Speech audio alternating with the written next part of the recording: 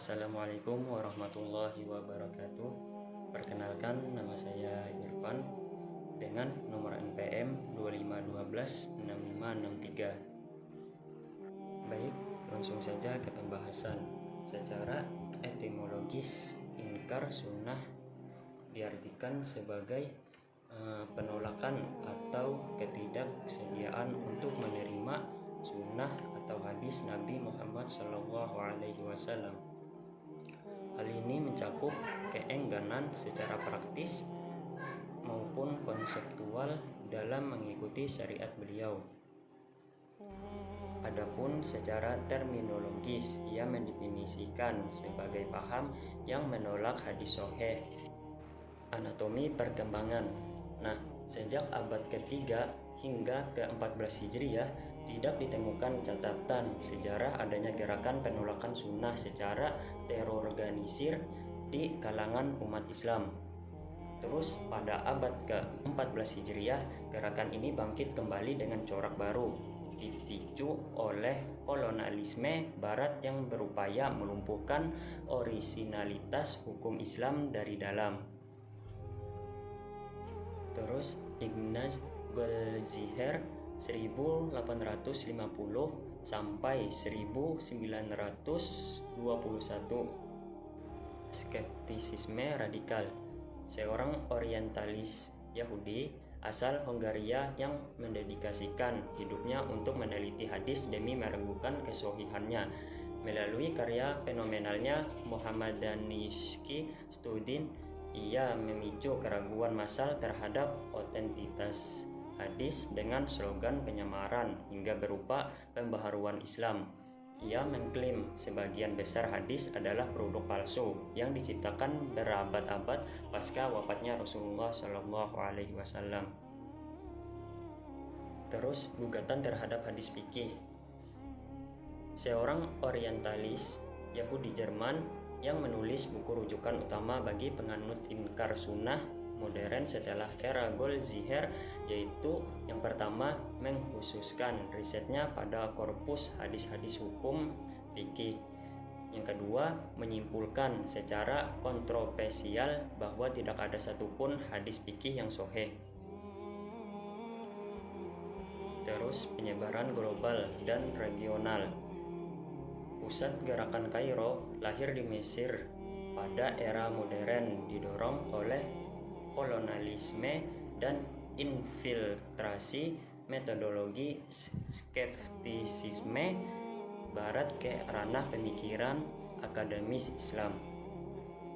Intelektual terpengaruh melibatkan figur lokal seperti Dr. Ali Hasan Abdul Qadir, Toha Hussein, Ahmad Amin, dan Abu Royah yang mengadopsi narasi destruktif para orientalis.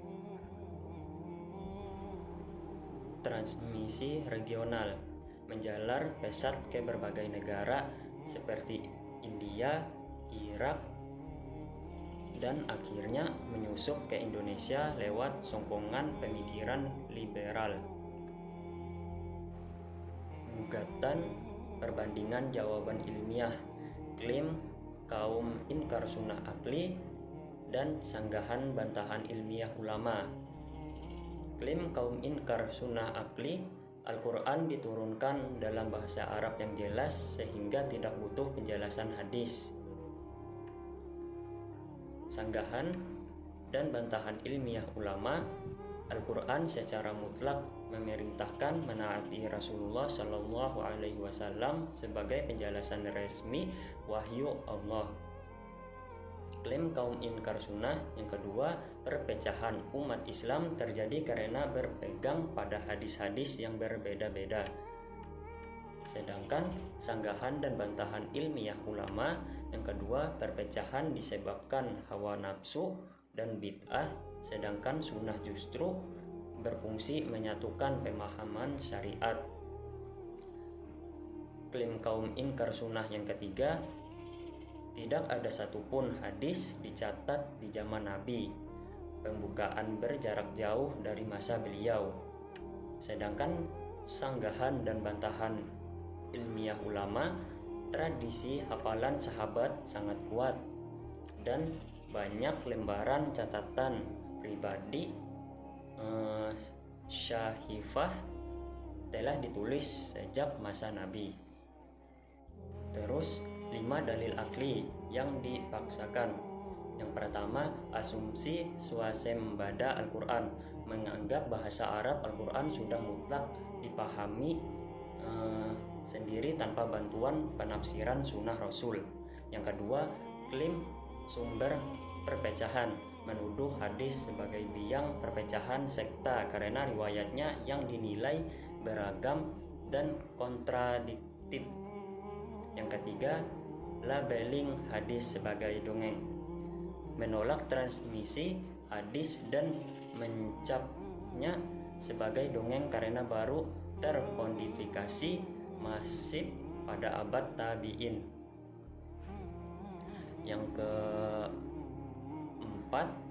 argumen ketiadaan dokumen formal, mempermasalahkan tidak adanya kodifikasi resmi negara atas hadis di era hidup Nabi Muhammad SAW. Dan yang kelima, delegitimasi konsep sahabat, menggugat keadilan sahabat adalah al-sahabah sebagai konsep buatan ulama abad ke-3 Hijriah. Selanjutnya, perkembangan inkar sunnah. Inkar sunnah pada abad ke-3 sampai 14 Hijriah, masa konsensus otoritas sunnah diakui penuh, tidak ada gerakan sistematis penolakan hadis. Terus pada abad ke-14 Hijriah, infiltrasi pemikiran Goldziher meliris kajian skepsi di Kairo untuk melemahkan Islam dari dalam. Terus pada abad ke-20, kodifikasi teori Joseph Scans meragukan hadis hukum memengaruhi kaum terpelajar Timur Tengah.